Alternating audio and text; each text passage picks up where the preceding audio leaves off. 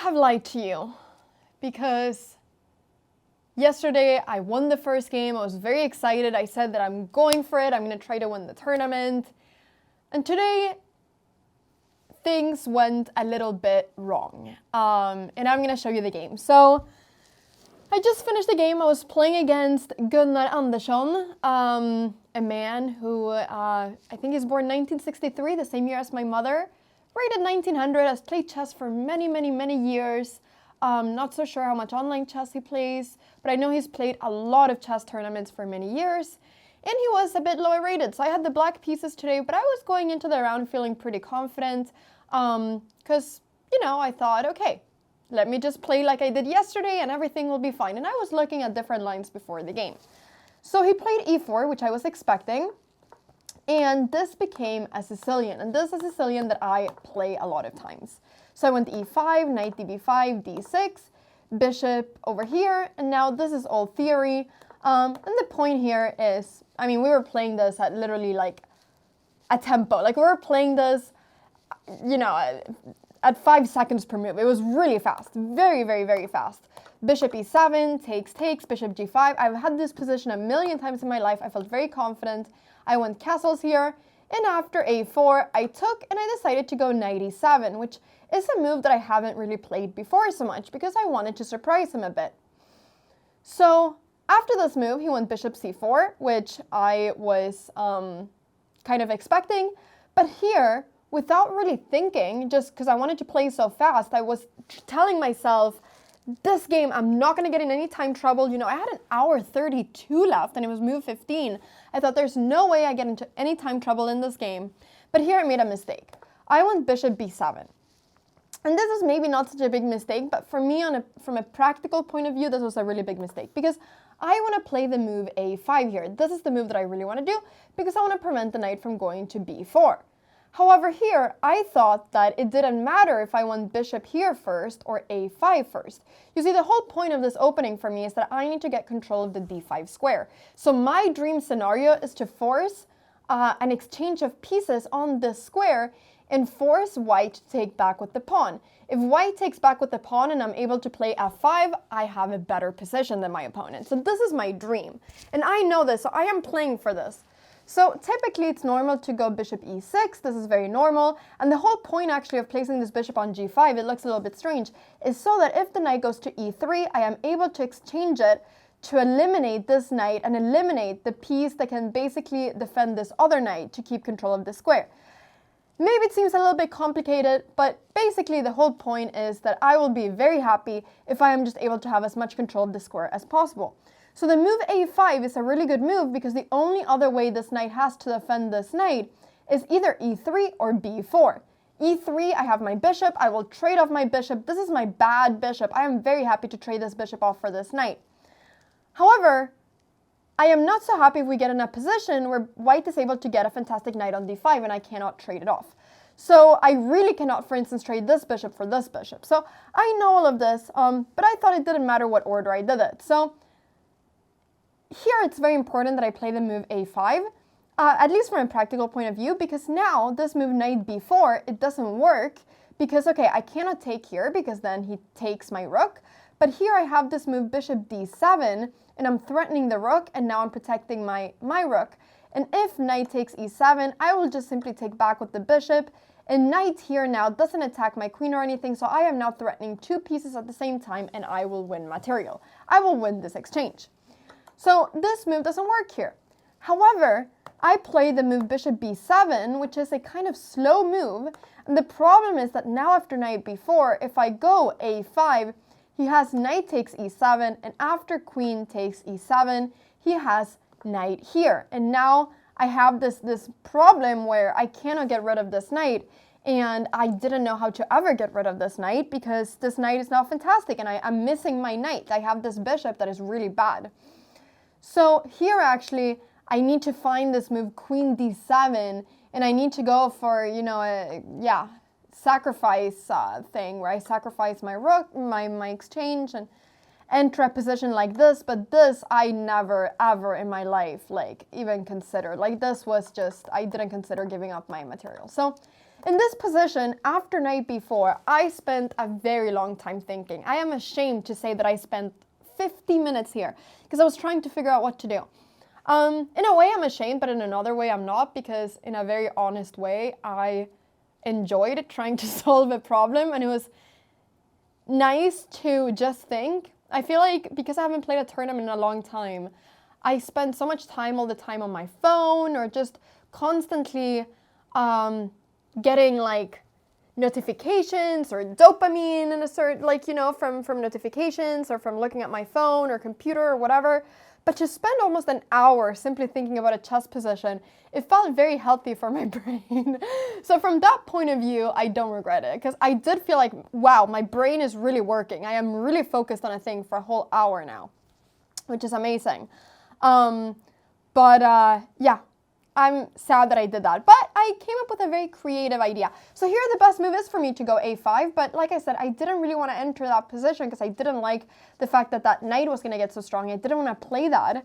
And then my other options were to go king h8, which I was also considering, but then I found this really creative move, knight c8, which I was quite happy about, because the idea was that now I thought, okay, if he just castles, I can go a5. And as you can, and this was the move he did actually, I can go a5, and I now solved the problem of him being able to take my knight on e7. But of course, I realized that the main issue that I have here is that the pawn on a6 is hanging. So I thought he must take this pawn, and I was calculating for a long time what happens if he takes with either the bishop or the knight. I thought if he takes with the bishop, I am able to go, here I'm able to go knight b6, I thought, maybe. And the idea is that I'm threatening the rook and I'm threatening this knight. And now, you know, if this, for instance, rook moves somewhere, then I will be, able to maybe take on d5 or take over here. And I just thought that here my pieces were able to get a little bit more active. I was able to get rid of this horrible knight. And now I thought that there were ideas of potentially being able to play something like queen a8, this position I saw, where I can take advantage of the fact that he hasn't castled. I'm threatening the knight, I'm threatening to go queen over here. So, you know, I thought that this was actually, you know, if he goes queen d3, I thought maybe I have f5. So I saw this position, I was looking at all this, and after knight b6, I thought if he goes bishop takes, I have rook takes a4. This is actually his best line here, sacrificing an exchange and now going castles. But this, this is very difficult. I mean, sacrificing an exchange like this is very difficult. I was looking at what to do if he goes, you know, knight takes. Here I realized that I have rook takes b4, because if I go queen takes, there is queen takes over here, and after queen b7, I saw that there was queen c6. I saw all of this. I'm really proud that I saw all these lines, but I saw that here after knight takes b6, I am able to go intermediate move, rook takes b4, and now I'll be threatening both the bishop and this pawn, and here I'm better. So I saw all this, and I was really happy with my calculations. I thought, you know, if he goes knight takes, I can go queen takes b6. And now if he goes bishop takes b7, I'll go queen takes b7. And now I'm threatening this pawn, and it's a little bit difficult to defend it. If he goes rook takes a8, I can take here, you know, with check. Maybe he has to go castles, but then I'll win this pawn at least. I'll take here, and then I'll take here. You know, so I saw all this, and I thought this gave me a lot of practical chances. I was really happy with this move. And my idea was that if he goes knight takes a6 instead, here I was looking at the move knight b6, with the idea being that I thought the only thing he can do is to take, and after queen takes, the only move he has, because the knight is otherwise, you know, hanging, and otherwise this pawn is hanging too, is rook b4, and then I saw queen a7, and after knight c7, I saw rook b8, and all of this analysis is correct. And now after this, I saw queen c5, and then I saw this was hanging. So actually, like, all my analysis was good, so I'm really proud that I was able to see all of this. It was a great exercise. But then he just went castles, and I was like, oh, all my analysis was for nothing. But it wasn't, because now at least I solved the problem that I had created by not playing a5. And luckily, he also thought for a very long time here, and now we had pretty much the same time. So I played a5 pretty quickly, he moved the knight, and now I thought I have a great position. I was very happy here. I thought that I was able to save the position, and now black is a tiny bit better. So I was really happy here. So I played queen e2, and now started, well, I went g6. My idea was that I wanted to go king h8 and f5, and I realized quickly that f5 is my plan. But the reason I didn't go king h8 over here was because I was afraid that there were moves such as queen h5, which I don't know why I was afraid of, but I was basically afraid that this pawn was hanging somehow. But I shouldn't have been afraid of this because, yeah, the position is very loose. But this is the reason I went g6. He went king h1, and now I decided to play bishop c6, and then I wanted to go for the move king g7. But then I started thinking, wait, maybe he can go f4, and I started getting scared here of f4. I was really overthinking this move f4. But I felt like I had so many problems because I thought if I spend time defending f4, you know, then he's going to go rook here, and then this pawn is going to get weak. And I was starting to get low on time because I'd spent so much time before, and I was starting to feel a lot of pressure.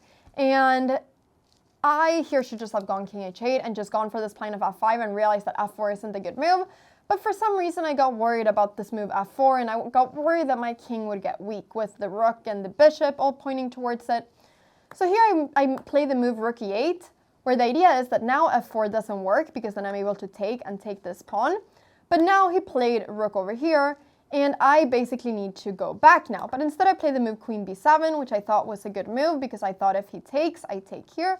But he went f3, and now I didn't really know what to do.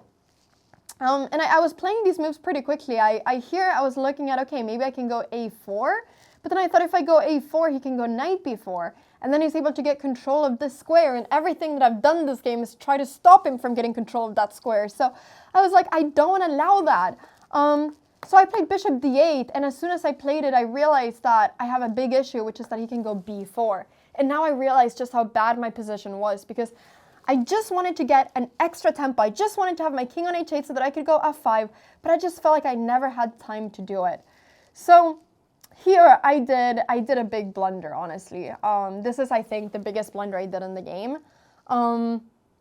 Yeah, and so it's always like a bit weird when you see yourselves playing bad moves because I don't want to play bad moves, you know, but yeah, I kind of feel like I would almost play this game better if this was a blitz game, but I think I just overthought this move f4 so much in the game for some reason. I was playing from a point of view of being a bit afraid and not, you know, filled with optimism and filled with confidence. And I think it's because I messed up in the opening that I felt, you know, kind of defensive the whole game. And that is a mistake. Chess is very psychological, right? So here I went d5, and this was a huge blunder. And my idea with going d5 was that I thought if takes, and takes, I thought here after pawn takes a5, I can go e4.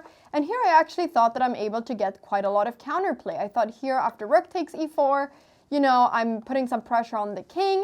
And I thought that this was good.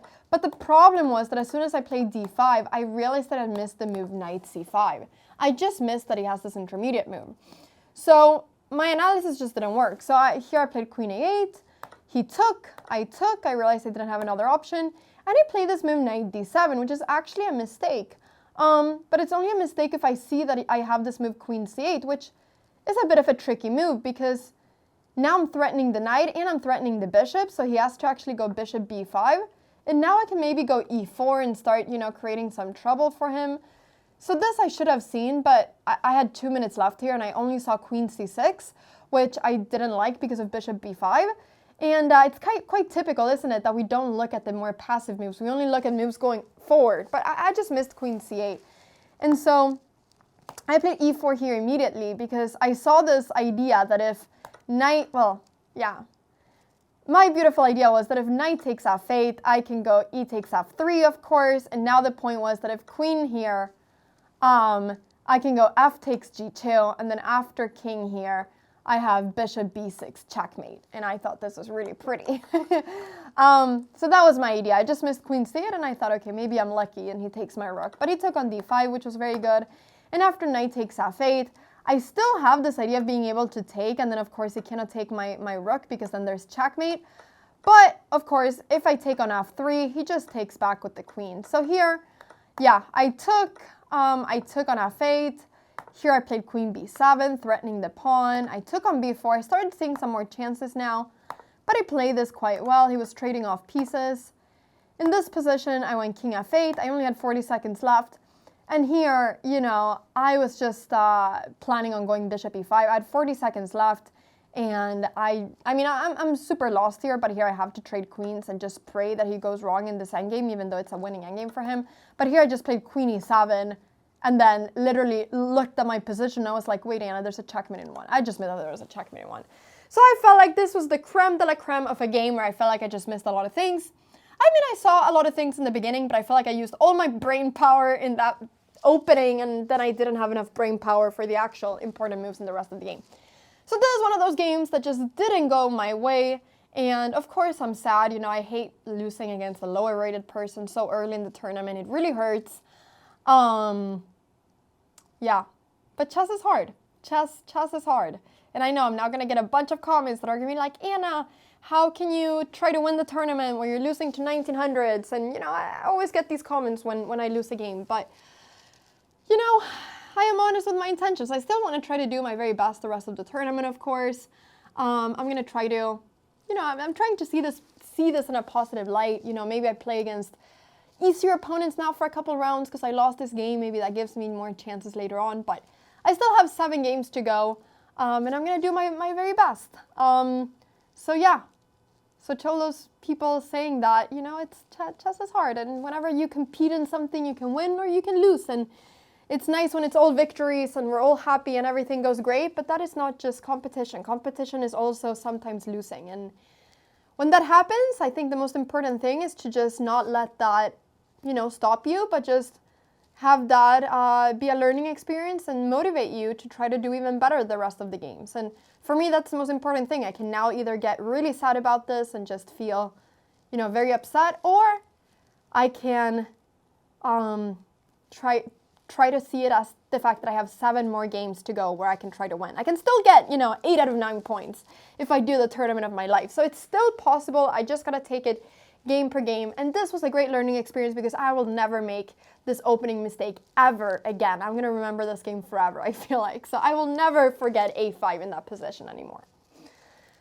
So thank you so much for watching. Thank you so much for supporting. I see all your positive comments and it makes me so happy.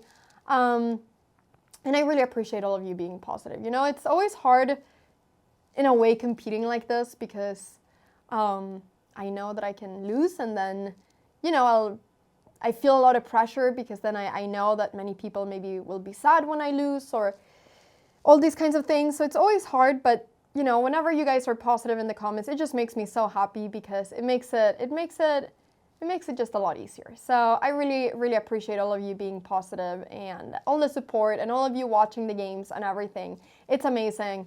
I love competing in chess, and I'm excited to be able to continue this tournament. 7 more games to go. So tomorrow I'll be back 2:30 p.m. CT. I hope you catch the live stream today. I'm live streaming on YouTube. Otherwise tomorrow I'll be doing that again with my mother commentating. So wish me luck for tomorrow's round. Hopefully I have the white pieces and I don't get an opening like this. And I'm just going to try to get my confidence back up and do the best I can the rest of the tournament. All right. I've now talked a lot, but I like sharing my emotions. I think it's important, and I think it's also valuable. I hope it's valuable to some of you, me sharing my emotions. Thank you so much for watching. Have an incredible rest of your day, and see you all tomorrow. Bye-bye.